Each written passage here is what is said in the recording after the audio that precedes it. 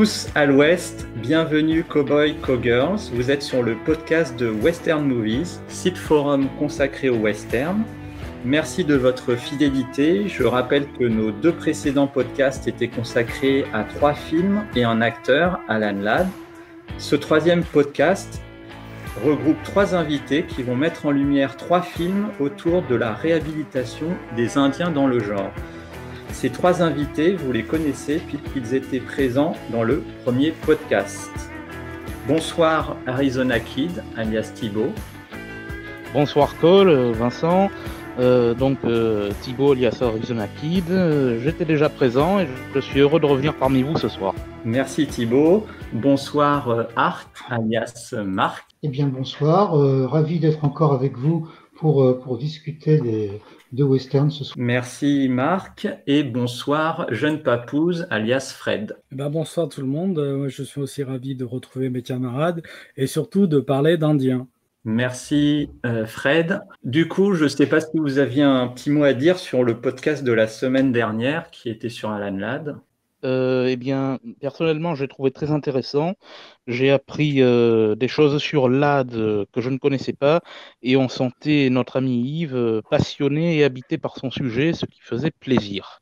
Et on sent qu'il s'est fait plaisir à faire cette intervention. C'est une intervention sincère et authentique, un peu comme notre co-star, c'était Ben Johnson, il me semble. L'authenticité. Et c'est tout à fait Yves, il me semble. Oui, moi je n'ai pas été trop surpris parce que ça fait des années que Yves me parle d'Alan Ladd.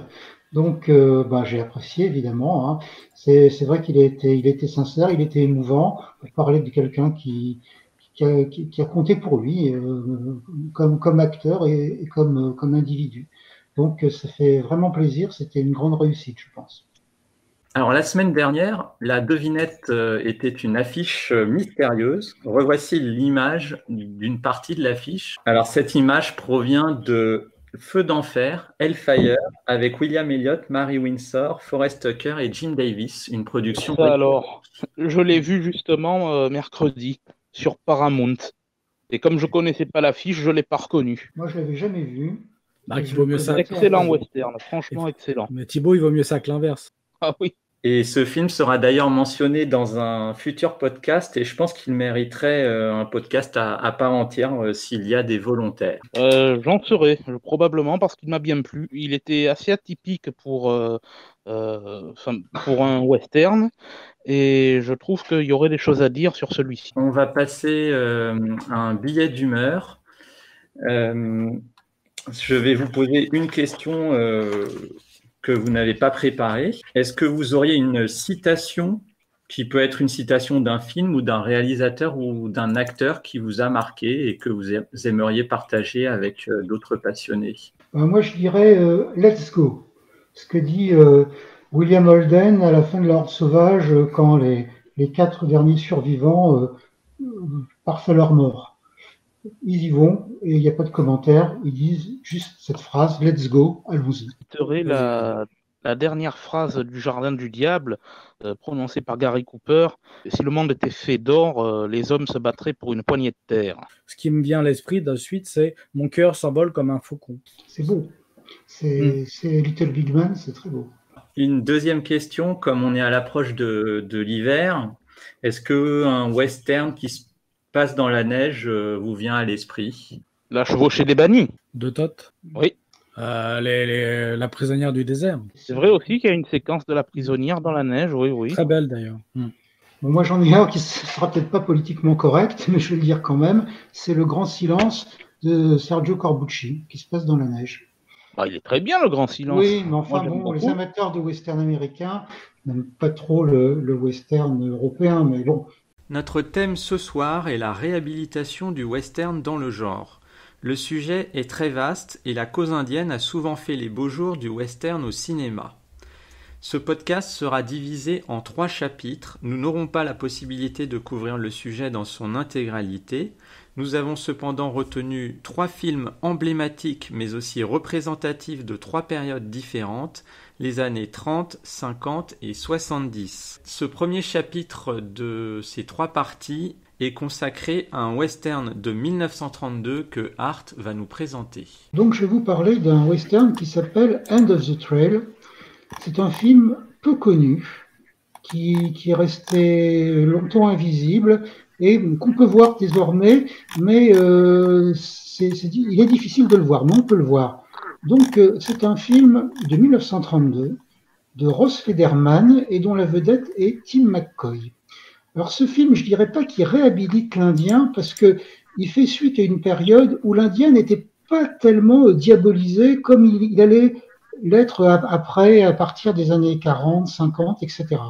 En fait, je parle juste un petit peu au début de tel qu'on voyait l'Indien au début du cinéma, qui était plutôt le noble sauvage. Alors, c'était toujours l'antagoniste, effectivement, mais il était en même temps fascinant.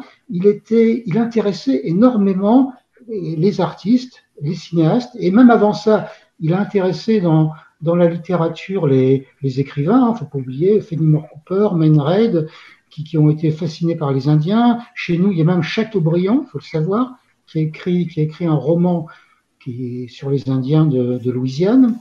Donc, l'Indien, il avait un pouvoir de fascination, en même temps qu'il était un adversaire, puisqu'il occupait la terre que les Blancs voulaient s'approprier pour former leur nation. Donc, les premiers films, et je parle de 1910-1920, montraient certes des Indiens qui étaient les adversaires des Blancs, mais qui étaient aussi des Indiens auxquels on s'intéressait et dont on montrait la façon de vivre, ce qui pourrait apparaître comme des qualités, qui pourrait aussi... il y avait une grande noblesse dans beaucoup de ces films-là. Il faut savoir que des gens, parmi les plus grands metteurs en scène américains du muet, comme Thomas Ince, qui a fait un film qui s'appelle The Heart of the Indian, et un autre qui s'appelle The Outcast, ça c'est 1910-1912. Ils ont fait des films qui montraient l'Indien sous un aspect qui était assez intéressant et tout à fait positif. Il y a aussi le fameux David Wark Griffiths, qui lui, avant de commettre La naissance d'une nation, qui est un grand film, mais qui n'est pas spécialement, comment on va dire, ouvert, tolérant, il a fait des films sur les Indiens. Il a fait The Squaw Love aussi dans les années 10. Tout ça montre que l'Indien était représenté quand même de façon beaucoup plus positive, beaucoup plus intéressante qui ne l'a été par la suite. Même un acteur, l'acteur de l'époque le plus représentatif du western, c'était William Hart. Et William Hart, au cours des 40 westerns qu'il a tournés, il a 2 fois interprété, alors ce n'est pas un Indien, dans l'un c'est un métis, dans l'autre c'est un Espagnol élevé par les Indiens, mais il est apparu sous les traits d'un Indien. Donc l'Indien, c'était quelque chose qui n'était pas aussi négatif, aussi diabolisé qu'il l'a été par la suite. Il faut savoir aussi que les grands ethnologues ont fait des films sur les Indiens. Ils ont été, toujours dans ces années 10 et 20, ils ont été dans des tribus indiennes. Ils ont inventé une histoire pour intéresser les gens, les spectateurs, et ils ont tourné. Par exemple, il y a eu Land of Headhunters de Curtis, où on voit les Indiens de Colombie-Britannique au Canada. Il y a aussi The Daughter of the Dawn, la fille de l'aube, où on voit c'était tourné au milieu des tribus indiennes, des vraies tribus indiennes, hein, il n'y avait pas de blancs dans la distribution. C'est au milieu des Kiowa et pas les Cheyennes, ça doit être les Comanches, donc les Indiens des Grandes Plaines. Donc vraiment, l'Indien, il fascinait autant qu'il pouvait être un adversaire. Et ça s'est déroulé, une grande partie du cinéma des années 10 et 20 ont montré ça, mais ce qui s'est passé, c'est qu'on n'a jamais, à cette époque, montré l'aspect, colonisateur de l'homme blanc. C'est-à-dire, on montrait pas aux spectateurs de l'époque qu'effectivement, les Indiens, on les avait éloignés, on les avait massacrés, on les avait repoussés pour occuper les terres. Ça, c'était absolument pas dénoncé. Il faut attendre 1925 pour voir cette dénonciation. Donc 1925, c'est pas encore End of the Trail, c'est un film qui s'appelle The Vanishing American, il était traduit en français par, je crois que c'est La race qui s'éteint.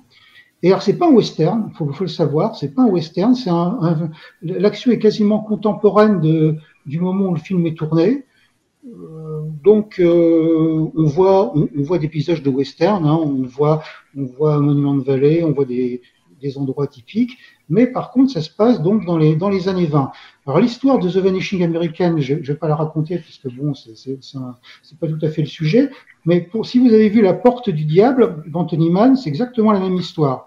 C'est un héros de guerre, là c'est la guerre de 14, c'est un Indien, il rentre chez lui, il s'aperçoit que ses frères sont spoliés, sont éloignés, sont appauvris, et il se révolte contre cette mainmise des Blancs. Alors c'est un combat désespéré, ça finit mal, mais c'est la première fois qu'on a vu cette charge un petit peu contre les Blancs. Alors je précise que c'est un roman au départ, hein, c'est un roman de Zane Grey, qui est assez intéressant aussi, et que le film, c'est un film de George Seitz, qui est très réussi. Alors, 7 ans plus tard, arrive End of the Trail. End of the Trail, c'est un film qui est réalisé par un metteur en scène qui est pas particulièrement brillant, qui s'appelle Ross Lederman. C'est un peu un metteur en scène à tout faire à la Columbia, qui a produit le film. Mais surtout, c'est un projet de Tim McCoy. Alors, Tim McCoy, quelques mots avant de parler du film, il faut savoir que c'est quelqu'un de très particulier. C'est pas du tout un cinéaste qui s'est intéressé aux Indiens, c'est exactement le contraire. C'est un expert de la vie indienne, amérindienne, qui a été rattrapé par le cinéma. Au départ, Tim McCoy, c'est un soldat qui a fait la guerre de 14, lui aussi. Il a même fait la fin de la guerre de Deuxième Guerre mondiale. Mais enfin, bon, et en revenant de la guerre de 14, il a été muté dans les Grandes Plaines, au Wyoming. Et là, il a rencontré des Arapaho et il a commencé à les étudier, à apprendre leur langage. Et c'est devenu un expert national sur les populations amérindiennes des plaines, c'est surtout les plaines. Donc, il est arrivé dans le cinéma parce que en 1923, on a lancé la réalisation de ce qui est connu, à tort d'ailleurs, comme le premier épique, western épique. Le premier western avec où on montrait des caravanes, des Indiens, la conquête de l'Ouest. Et ce film, c'est The Covered Wagon, le chariot bâché, je crois que c'est la caravane vers l'Ouest, quand il est sorti chez nous en France. Et pour tourner ce film, le metteur en scène, James Cruise, avait besoin de figurants. Alors les Blancs grimés en indien, ça coûtait trop cher. Et donc Tim McCoy a proposé ses services et il a engagé des centaines d'Arapaho pour faire les Indiens dans le film. Et comme ces Indiens parlaient pas anglais, et ben tous les matins, McCoy il allait sur le plateau, il montait sur une petite estrade, il expliquait par leur langage ou par signe ce qu'il fallait faire aux figurants indiens. Donc ça lui a mis en quelque sorte le pied à l'étrier. Et il a été comme ça, il a intégré le cinéma. Alors, comme il a d'abord été conseiller, mais comme c'est un ancien militaire, il avait une certaine allure. Il a rapidement fait l'acteur et c'est devenu une des stars de la fin des années 20 et du début des années 30, même pratiquement toutes les années 30. Hein. Il a travaillé pour plein de compagnies. Hein. Il a dû travailler pour la MGM, pour la Universal, pour la Columbia. C'était un peu l'équivalent d'un autre acteur de l'époque qui s'appelait Buck Jones, avec qui il a tourné. Mais Tim McCoy, c'était vraiment une star. Il faut savoir qu'il a tourné comme star dans des films où les seconds rôles étaient, par exemple, tenus par John Wayne ou par John Crawford. C'était vraiment quelqu'un. Donc, il a, fort de son prestige, il a proposé un film à la Columbia, donc End of the Trail. Alors, End of the Trail, il est remarquable en ce qu'il dénonce vraiment le comportement des Blancs. Mais il le dénonce pas de façon, masquée ou imagée. Non, c'est intense, c'est violent, c'est brutal. C'est même aujourd'hui, avec tous les films qui ont suivi End of the Trail, on voit rarement cette force dans la dénonciation. C'est vraiment un film à charge. contre le comportement des Blancs plutôt que pour la défense des Indiens. L'histoire, je la résume en quelques lignes. En fait, c'est l'histoire d'un officier de la cavalerie américaine, donc interprété par Tim McCoy. Ses amitiés pour les Indiens conduisent l'armée à le rejeter, à le dégrader. Alors, ils ne peuvent pas le fusiller, ils essayent de le fusiller pour traîtrise, ils n'y arrivent pas. Ils l'excluent. Et comme c'est pas assez, ils envoient une escouade pour le tuer quand il est hors du fort. Et c'est un échec, mais il tue le petit garçon du héros, de Tim McCoy. C'était un bœuf avec un petit garçon de 5 ans. Et le petit garçon est tué. Donc, l'officier se réfugie chez les Indiens. Alors, il y a toute une séquence où on voit la vie avec les Indiens. Donc là, la connaissance de Tim McCoy des Indiens, de leurs coutumes, etc., est assez longuement exposée. C'est intéressant. Et ça se termine pas là, puisque l'histoire, avec un grand H, rattrape le héros. Les militaires cherchent la guerre, les Indiens se défendent. Alors, un autre aspect intéressant, juste une parenthèse, c'est que les Indiens, ils sont montrés comme des guerriers redoutables et jamais en victime. Ce qu'on voit souvent dans les westerns, même des années 50 et 60, qui réhabilitent l'Indien, on voit un Indien un petit peu humilié, un petit peu écrasé. Là, c'est pas du tout le cas. Les Indiens se défendent, ils mettent les Blancs en difficulté. Et en fait, ce qui se passe, c'est que le colonel qui avait dégradé Tim McCoy demande donc au personnage principal d'intervenir pour faire la paix avec les Indiens, parce que ils sont les Blancs, dans un premier temps, ils sont massacrés, ils sont repoussés. Donc, McCoy va accepter ça à contre-cœur, mais il va le faire, non pas pour les Blancs, c'est toujours la même démarche, mais pour les Indiens, parce qu'il sait que au fur et à mesure, les Blancs vont venir de plus en plus nombreux, avec des armes, etc. Ils vont exterminer les Indiens, ou tout au moins les rejeter très loin. Donc, c'est pour les Indiens qu'il va négocier une paix.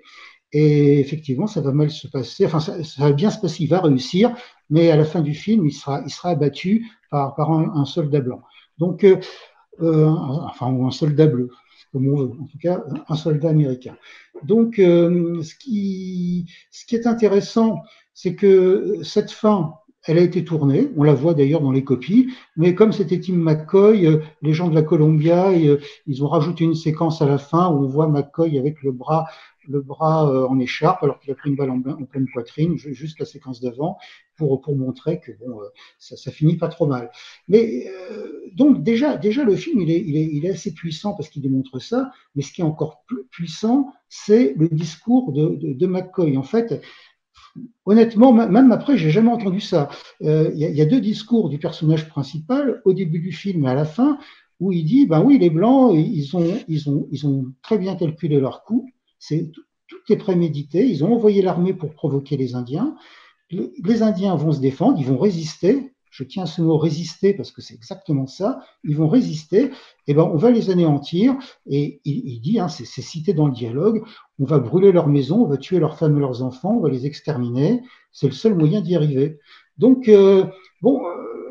c'est assez frappant. Et c'est dit vraiment sans métaphore. Hein, c'est dit comme ça. Et c'est ça qui est vraiment très très impressionnant dans ce film. Encore une fois, c'est un discours qu'on n'entend pas, que même, enfin, il faudra peut-être attendre des décennies pour l'entendre, et encore peut-être pas avec autant de force. Donc, c'est en cela que ce film End of the Trail est remarquable. C'est pour ce ton. Maintenant, le film lui-même, c'est pas un très grand film sur le plan technique et sur le plan dramatique, parce qu'encore une fois, Lederman, c'est pas un grand metteur en scène. Hein. Il a fait des comédies musicales, il a fait des films noirs, il a même fait un film de Tarzan qui est extrêmement mauvais. Mais il fait le boulot. Par contre, les séquences d'action, elles sont très réussies. Elles sont très réussies parce qu'elles sont assez violentes. Hein. Dans la bataille finale, on voit les soldats blancs qui sont percés de flèches, qui s'entassent, les cadavres s'entassent les uns sur les autres. C'est quand même, c'est très très fort. Mais bon, le film lui-même, il y a des longueurs. Hein. Tout le passage où McCoy est chez les Indiens, bon, c'est un peu long. Mais bon, ça passe quand même. Mais c'est surtout le ton, c'est surtout le fond du film qui est bien supérieur à la forme.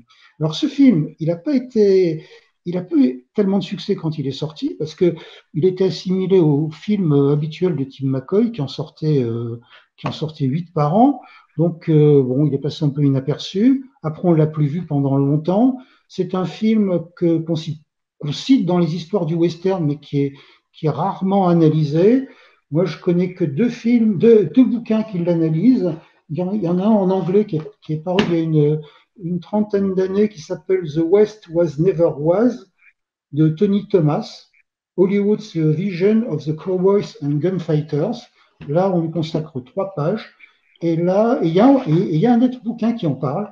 C'est un bouquin français qui est sorti il y a une dizaine d'années, le Western B, les années 1930-1939, de Didier Lodieu, qui est un ancien de Western Movies, qui était un collaborateur, un forumeur de Western Movies, qui a écrit ce très bon livre, très intéressant. Voilà, c'est à peu près tout ce qui a été écrit de consistant sur ce film. Un film qu'on peut voir, qu'il faut voir, il faut essayer de se donner du mal pour le découvrir, parce que c'est quelque chose. 1932, End of the Trail, Tim McCoy, à voir. Merci beaucoup, Marc. Juste une précision, à un moment, tu as dit que William Hart avait joué un Indien dans 2 westerns. Oui. Est-ce que tu pourrais citer les 2 titres? Absolument. Ouais, je connais un peu William Hart, donc je vais vous citer ça de mémoire. Et alors, il a joué un jeune Espagnol qui est adopté par les Indiens dans un film qui s'appelle The Captive God, le Dieu captif, de 1916.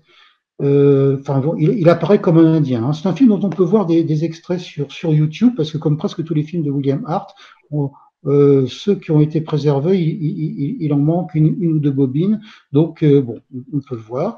Et il a fait, alors la même année, en 1916, un film plus ambitieux qui s'appelle The Dawn Maker, le faiseur d'aube, si je traduis mot à mot, où il fait un métis. Donc c'est pas vraiment un Indien complètement. Il fait un métis qui essaye de rapprocher les Blancs des Indiens et qui a aussi un sort funeste. Donc Hart a joué dans ces 2 films. Et alors tout à l'heure, oui, j'ai fait une allusion quand j'ai parlé de The Covered Wagon. J'ai dit que c'était, à mon avis, c'était pas le premier western épique. Et je suis obligé, j'en suis désolé. Enfin non, je n'en suis pas désolé, parce que je reparle de William Hart. William Hart a fait dès 1919 un film qui s'appelle Wagon Tracks, qui est pour moi le premier western épique avec la caravane. En tout cas, ça donne très envie de le voir. Juste une petite question, a priori, le chef indien qu'on voit en photo, là, c'est un vrai Indien?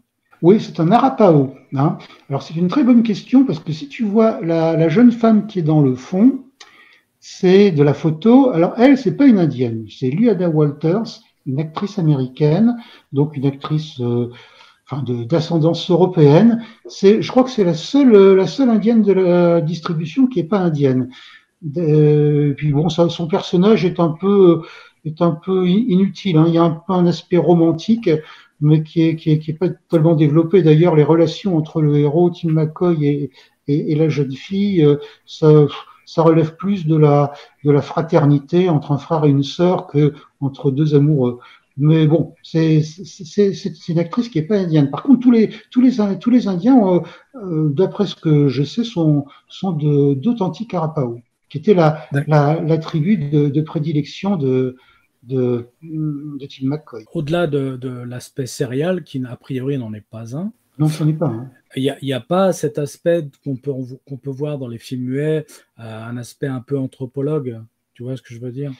Oui, alors il y a une partie, c'est ce que je disais, il y a une partie au milieu du film, si tu veux, quand Tim McCoy arrive chez les Indiens après la mort de son petit garçon. D'ailleurs, il arrive on voit sur la photo, merci pour la photo parce qu'elle est assez représentative, on voit qu'il y a un autre personnage blanc, c'est en fait, ça enfonce un peu le clou contre l'armée, c'est un sergent qui a déserté aussi, écœuré par le comportement de l'armée américaine, qui a déserté, qui a rejoint McCoy chez les Indiens. Sergent qui sera aussi traîtreusement abattu par les soldats américains. Donc, c'est un... D'accord. Et du coup, ils font plus que de la figuration, du coup, là. Ah oui, oui, complètement. Tout le passage au milieu du film, on voit des danses, on voit des chants. Bon, ça peut paraître un peu. Je ne sais pas si c'est un aspect vraiment anthropologue, mais si un petit peu quand même. Hmm. Il y a le village indien, il a l'air vraiment authentique, hein. Je pense qu'ils ont vraiment été dans une réserve, ils ont vraiment filmé les Indiens.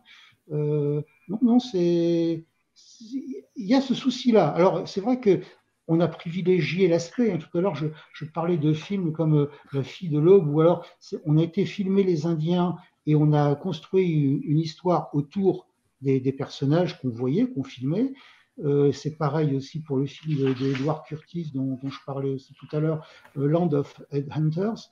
Mais là, non, c'est pas le cas, hein. Là, on a pris une histoire et on a filmé quelques séquences avec les Indiens. Ça rappelle un peu, alors vraiment de très très loin, mais l'histoire, ça y fait penser, ça rappelle un peu Danse avec les loups, où le héros rejoint les Indiens et on voit des séquences sur les coutumes des Indiens. Bon, ça n'a pas les moyens du film de Costner, mais ça y fait penser, hein. Puis l'histoire Et, est assez proche.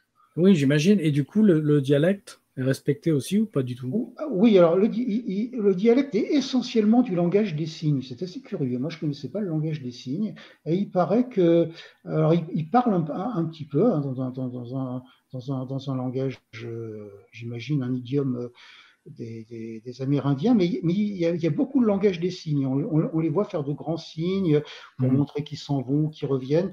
Et je crois qu'en fait, McCoy était un expert dans le langage des signes. D'ailleurs, dans le langage des signes, une anecdote intéressante, mais qui concerne William Hart, c'est que William Hart, il a tourné dans des westerns où il était blanc, il parlait aux Indiens, et puis bon, lui aussi, il avait voulu faire des efforts, il avait appris le langage des signes pour, pour être authentique, mais il paraît que dans les films de William Hart, il n'était pas très doué, et dès qu'il commençait à parler avec le langage des signes, tous les figurants indiens, amérindiens, ils étaient morts de rire. Mais c'était pas le cas de Tim McCoy, qui lui connaissait bien son Hmm. affaire. D'accord. Ok. Donc du coup, ouais, on est rentré dans la phase du parlant, on n'est plus dans le muet, mais il y a quand même des signes. Ah oui, il y a des signes, hein, c'est assez curieux, hein. Hmm. Alors, c'est un passage, enfin, bon, moi, c'est des passages qui m'ont moins marqué, parce que j'étais beaucoup plus marqué par le fond. Alors, je pense qu'il parle en indien, il parle en anglais, il fait des signes en même temps. Il faudrait Hmm. voir le film pour s'en assurer, revoir le film, moi je l'ai vu 2 ou 3 fois, mais ça ne m'avait pas marqué. Mais effectivement, il y a ce souci. Et le langage des signes, je m'en souviens très très bien. Ok. Bah écoute, ouais, je vais essayer de récupérer la copie. Ça donne envie en tout cas. Et comme dit Fred, c'est un film qu'on aimerait bien voir paraître en DVD Zone 2 Ah, et on aimerait que Sidonis puisse l'éditer, mais apparemment, bon, pour des impératifs économiques bien compréhensibles, pardon, euh, ce n'est peut-être pas trop dans leur corde. Ce qu'on pourrait suggérer, c'est qu'ils en mettent deux. Comme c'est un film assez court, on pourrait imaginer qu'ils mettent 2 films. Je pense que alors je ne sais pas s'il est dans le domaine public, End of the Trail, mais bon, ça ne va pas coûter bien cher. Ou Et qu'ils on le mettent en pourra, bonus. oui, ou voilà, qu'ils le mettent en bonus dans notre film, ce serait Ou pas mal. faire Ou un un deuxième coffret. film de McCoy. Faire un Ouais, coffret. mais c'est vraiment important, hein, c'est vraiment important. Et surtout, il n'est pas connu. Quand ils ont sorti Law and Order, le film de Edward Elkan, c'était bien aussi parce que c'est un film qui n'était pas très connu, dont on parlait un petit peu, mais qui était pas vraiment célèbre. Et c'est un film qu'ils ont eu le courage enfin, le courage, c'est plus que, ils ont pris le risque de le sortir. Donc, pour End of the Trail, il y a quelque chose à faire absolument. C'est un film qui est assez court et on peut le sous-titrer, il n'y a pas énormément de dialogue. Enfin, il y a deux tirades qui sont indispensables, hein, mais le reste, c'est plutôt anecdotique. Et je voulais aussi préciser que dans une des tirades de Tim McCoy, c'est intéressant parce qu'il cite des faits historiques. Hein, je crois que c'est dans la deuxième tirade, il parle notamment du fameux massacre de Sand Creek par le colonel Shillington. Shillington, voilà, exactement. Donc, il y a quand même des références, hein, c'est bien. Voilà. Si vous avez des questions, je peux y répondre, peux répondre encore à certaines Et choses. donc moi ce que tu as évoqué tout à l'heure, c'est que tu l'as vu il y a récemment ou tu l'as vu il y a très longtemps Non, je l'ai revu, je l'ai revu il y a une dizaine de jours, en fait. Ah, Je l'ai revu d'accord. il y a une Ok. dizaine de jours. Hmm. Oui, oui, tout à fait. Hein. Je pensais que c'était tes souvenirs et Ah là, non, je me non, pas dis, du tout. Non, quelle non, mémoire. non. Non, non, non, je l'ai sous le coude. Hein. Je l'ai sous le coude, le D'accord. film. Bon, bah, c'est bon à savoir. C'est ce que je voulais savoir, en fait. Voilà, d'accord. J'ai compris. J'étais un peu ennuyé de parler d'un film aussi peu connu, mais je me suis dit que c'était l'occasion d'en parler ici, que ça pourra peut-être donner des idées, que ça pourra donner envie à certains de le voir, ou même de se renseigner un peu plus sur le film, même de se renseigner un peu sur Tim McCoy, qui est quelqu'un aussi d'intéressant. Voilà quoi. C'est un aspect du western qu'on connaît pas trop parce que ça commence à dater, hein, ça va bientôt faire 100 ans. Donc mais quand même, hein, c'est important. Et surtout, c'est cette rupture qui est assez brutale avec ce qui s'était fait avant et tout à fait différente de ce qui va être fait pendant les 25 ou 30 années suivantes. Hein, parce que même si on voit des choses positives sur les Indiens dans des films des années 40, hein, je pense au Buffalo Bill de Wellman, où ils disent des choses qui sont justes et qui sont honnêtes. Mais bon, c'est quand même pas la généralité. Mais c'est vrai que c'est bizarrement, c'est à l'arrivée du parlant que on a commencé à voir l'Indien sous un angle belliqueux, Oui. qui était là juste pour freiner l'avancement des colons, qu'il fallait exterminer à tout prix, quoi. Oui, tout à fait. Bon, il y a eu les Indiens en tant qu'antagonisme au premier temps du cinéma, mais bon, il n'y avait pas cette diabolisation, ce rejet qu'il y a eu. Hein. C'est ce qui était quasiment systématique après pendant 25 ans. Hein. Voilà. Tu faisais référence à Griffith, il me semble. Oui, Griffith, oui.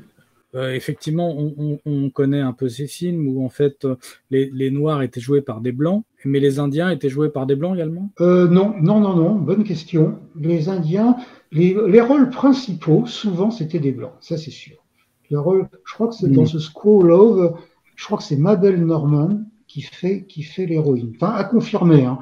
Mais enfin, c'est une actrice blanche en tout cas, alors que autour, même les second rôles, ce sont des Indiens. Ce sont des Indiens. Hein. Il y avait assez peu de blancs, sauf dans les rôles principaux. Là, tout à l'heure, je parlais de The Vanishing American de George Sade. Bon, c'est Richard Dix qui fait l'Indien.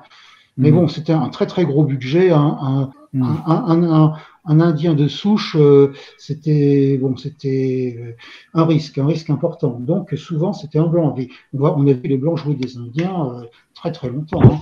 Avant de voir Chief Don George, il y en a eu des quantités de blancs qui ont eu des rôles importants hein, et des stars. Hein.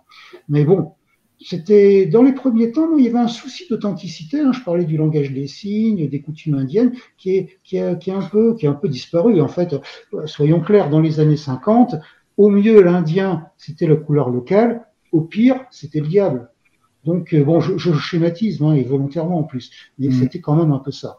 Mais après, effectivement, quand on s'aperçoit qu'en effet, à partir des années 50, bon, Thibaut va plus nous en parler, ça a un peu basculé, où en fait, on avait deux sortes d'Indiens, il y avait encore le rebelle et celui qui voulait faire la paix.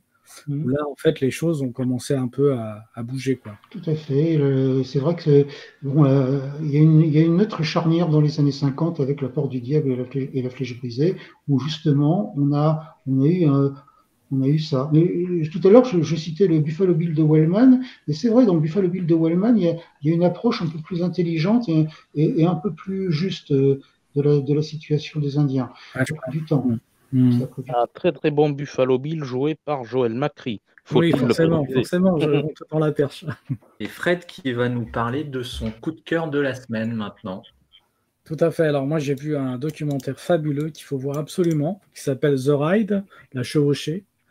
Donc, c'est un documentaire d'une Française qui s'appelle Stéphanie Guillard et qui a fait vraiment un travail remarquable, sans voix off, où en fait, elle suit comme ça la commémoration de la 7e génération des Indiens Lakota sur le fameux site non moins célèbre Woodinne. Donc, je vous resitue un peu le contexte pour la jeune génération. Après la victoire contre Custer et le 7e de cavalerie à Little Big Horn, et après bien des années de résistance, le grand chef Sitting Bull des Sioux, du groupe ethnique Lakota Teton, peuple de la prairie, du clan des Hunkpapas, il campe à l'entrée, capitule devant l'armée américaine en 1881. Il est envoyé dans la réserve Sioux Lakota de Standing Rock, en Dakota Nord et Sud. La réserve comprend les deux États. Au même moment, une ferveur religieuse se répand parmi les Indiens, la Ghost Dance, ou la danse des esprits, initiée par Wowoka, le faiseur de pluie, un Paiute, un genre de messie indien. Les Blancs redoutant un soulèvement des réserves, la police décide d'emprisonner Sitting Bull. Lors de son arrestation, le 15 décembre 1890, il est tué d'une balle dans la tête. Les membres de sa tribu fuient alors le camp de Sitting Bull, de la réserve de Standing Rock, et traversent le Dakota du Sud. Ils rallient la tribu du chef Bigfoot, un mini-conjo, donc différent de la tribu des Hunkpapas, aux environs de Bridger. Poursuivis par le 7e de cavalerie, les deux tribus continuèrent pour rejoindre Red Cloud, chef Oglala à Pine Ridge, une autre réserve. Ils parcourent 450 km à pied avant d'être arrêtés à Wounded Knee, à l'est de Pine Ridge. Le 28 décembre 1890, après les avoir désarmés, les soldats américains exécutèrent près de 350 Lakota, à peu près 120 hommes et 230 femmes et enfants. Ce massacre marque la fin des guerres indiennes. Il est dit, on le dit, que la 7e génération, après Wounded Knee, reformerait le cercle sacré de la nation, de la grande nation Lakota. Donc c'est vraiment ça, on est dedans, on est avec eux, on est au plus près de ces jeunes papous qui vont refaire cette espèce de commémoration où en fait on s'aperçoit qu'avec 450 km à chevaux, dans des conditions extrêmes, il y en a qui sont désespérés naturellement, c'est la première fois qu'ils montent à cheval. Il y en a qui veulent arrêter, on leur dit que finalement leurs ancêtres ont fait ça parce qu'ils étaient obligés. Toi, tu n'es pas obligé, donc tu peux arrêter.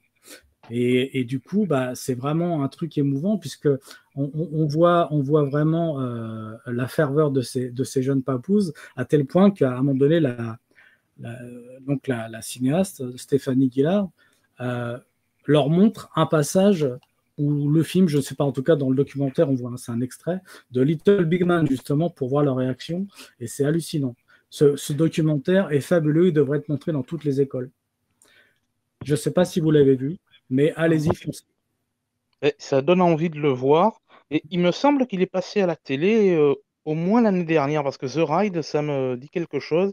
On en a parlé sur le forum certainement, j'ai dû voir quelque chose là-dessus. La Ghost Dance, la danse des esprits, dont tu parlais, était un des éléments scénaristiques importants du Sorcier du Rio Grande de Charles Marquis Warren avec Charlton Heston, qui est un de mes westerns préférés, malgré la piètre réputation qu'il se coltine, et notamment sur le forum d'ailleurs. Je vais m'empresser d'aller voir.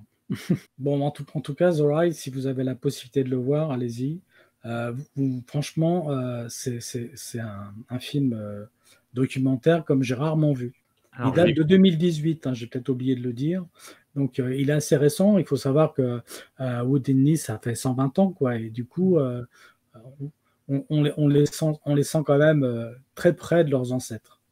C'est tout parce que 120 ans, ça peut sembler loin. Et puis finalement, à l'échelle de l'histoire, on va dire que c'est hier, quoi. Tout à fait.